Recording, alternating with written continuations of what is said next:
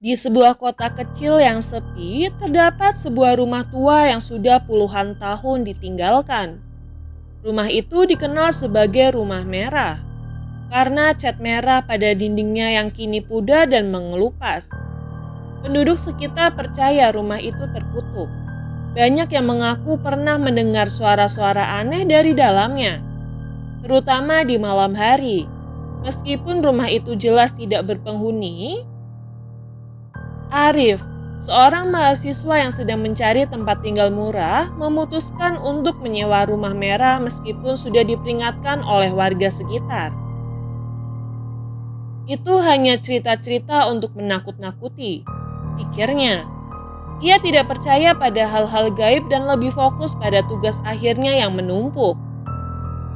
Pada malam pertama, suasana terasa aneh. Angin berhembus dingin meskipun jendela tertutup rapat. Lampu ruang tamu berkedip-kedip, dan Arif merasakan sesuatu seperti mengawasinya dari sudut-sudut gelap rumah. Namun, ia mengabaikan semuanya dan menganggapnya sebagai efek kelelahan.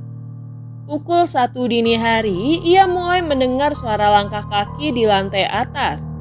Tok, tok, tok. Langkah itu terdengar berat seperti seorang berjalan perlahan. Arif merasa bulu kuduknya berdiri. Ia yakin tidak ada siapa-siapa di lantai atas, karena rumah itu hanya memiliki satu kamar di lantai bawah yang ia tempati. Dengan perasaan was-was, ia mengambil senter dan memberanikan diri naik ke lantai atas. Ruangan di sana kosong, hanya berisi perabotan tua yang penuh debu. Ia memeriksa setiap sudut tapi tidak menemukan apapun. Mungkin hanya tikus, gumamnya. Mencoba menenangkan diri. Keesokan malamnya, suara langkah kaki itu kembali terdengar. Kali ini lebih keras dan berirama seperti ada yang berlari. Arif mencoba mengabaikannya, tetapi suara itu semakin dekat. Lalu terdengar suara lain, bisikan halus seolah memanggil namanya. Arif, Arif, naiklah. Ia merasa darahnya membeku. Suara itu tidak datang dari lantai atas, melainkan dari dalam kamarnya, tepat di belakangnya.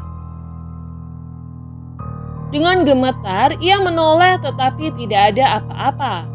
Namun cermin di sudut kamar tiba-tiba retak sendirinya. Ketakutannya memuncak ketika pintu kamarnya perlahan terbuka dengan sendirinya. Arif melihat bayangan hitam berdiri di lorong. Sosok itu tinggi dengan wajah yang tidak jelas. Hanya ada mata merah menyala yang menatap tajam ke arahnya. Arif berlari keluar kamar dan keluar dari rumah itu. Tapi saat ia mencapai pintu depan, ia menyadari sesuatu yang mengerikan. Ia tidak bisa membuka pintunya. Di luar, hujan mulai turun deras. Arif terjebak di rumah itu, dan suara-suara aneh semakin menjadi. Tangisan, tawa, cekikikan, dan suara langkah kaki terus terdengar di seluruh rumah. Ia mencoba menelepon temannya, tetapi tidak ada sinyal. Saat ia kembali ke ruang tamu, ia melihat sesuatu yang membuatnya hampir pingsan. Di dinding, ada tulisan besar yang muncul seperti ditorehkan dengan kuku tajam. Kau sudah milik kami.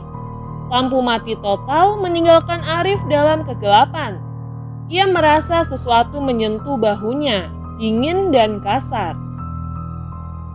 Lalu suara itu datang lagi. Kali ini lebih jelas tepat di telinganya. Jangan melawan, tetaplah di sini. Keesokan harinya, warga sekitar heran melihat pintu rumah merah terbuka lebar. Tetapi Arif tidak ditemukan dimanapun. Barang-barangnya masih ada di dalam, namun ia menghilang tanpa jejak. Beberapa minggu kemudian, seseorang tetangga yang melewati rumah merah mengaku melihat bayangan seseorang berdiri di jendela lantai atas, menatap keluar dengan tatapan kosong. Itu Arif, katanya dengan suara gemetar.